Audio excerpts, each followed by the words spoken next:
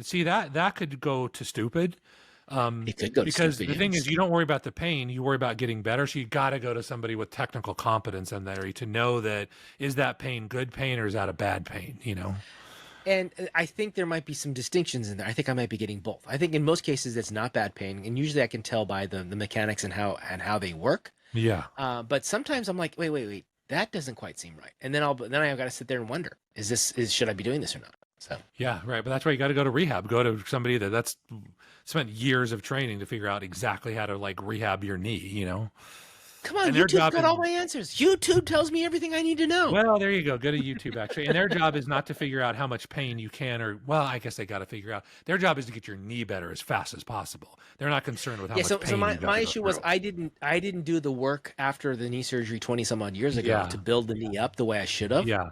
Yeah, there And you so go. I avoided the pain of doing that work back Yes. then, and now I've got Yes. a different level of pain I've got to work through now. Yeah, correct. Yeah, exactly. Yeah, it's almost always cheaper in my opinion to pay now than pay later, almost in every case. Which is why the general rule I'm trying to follow is that if you have two paths in front of you, always choose the harder one.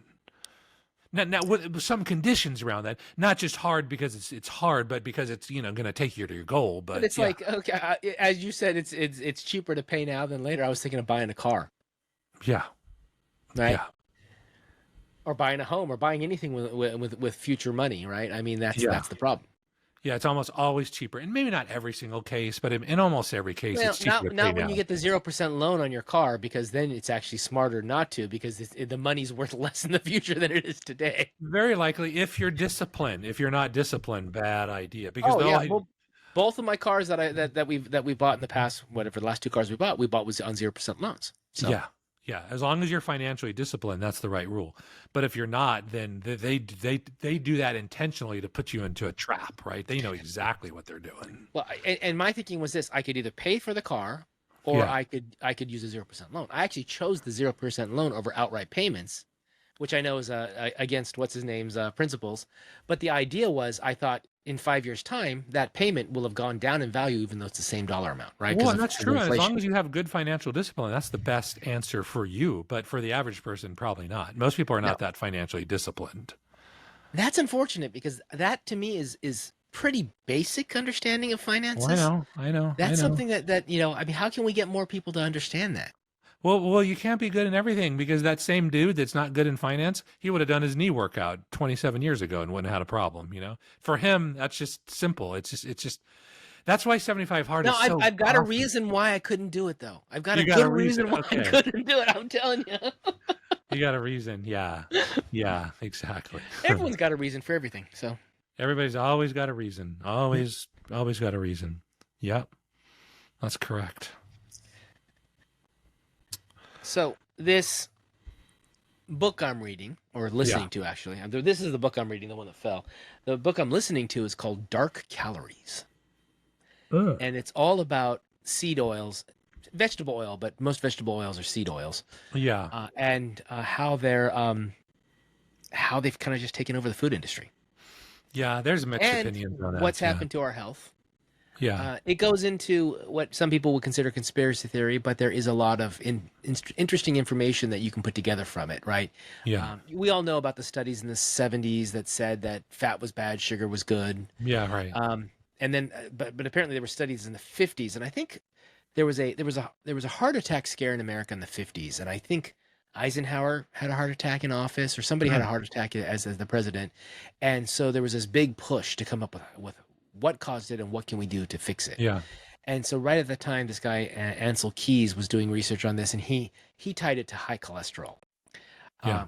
That has since been relatively debunked, although the Mhm. medical industry for decades believed this and still pretty much does. Oh yeah, of course. Yeah, right. There's dietary cholesterol, which the U.S. government back in 2015 or something like that said Yeah. dietary cholesterol does not impact your blood cholesterol. Yeah, right. So don't worry about eating squid, which is really high in dietary Mhm. cholesterol, and eggs. Remember, we used to be Of course, because it had was it cholesterol. Yeah. an egg every other day, 3 eggs a week, 4 eggs a week, or something like that was what the guidance was Yeah. for a They're while, evil. Right. right? Exactly. So now that's not the case. But what's happened is the idea, and then of course the idea of good cholesterol, bad cholesterol, HDL versus LDL. Your Yeah. body needs both. So how could either of them be bad? Yeah, Right. yeah, you take but one away, you'll die instantly. Yeah. And then so I went down a rabbit hole today. I was using Grok to do this one just to see how it Yeah. would be. And I said, so I started with this idea, this kind of idea I have of if policy makes a decision that has a secondary outcome, a second order outcome that's bad, can I attribute the bad things to it? So if for example, the example I gave was if the way the government led the COVID response back in 2020, Yeah, because right. they were all over the place saying all kinds of different things, right? Yeah, right. If I looked at how a unified, aligned guidance from them versus what we got, the distinction, how many more people would have been saved had we had an aligned viewpoint? And we were calculating out some numbers, and so I think we came out to like 200,000 people might have been saved out of the 1.2 million that died.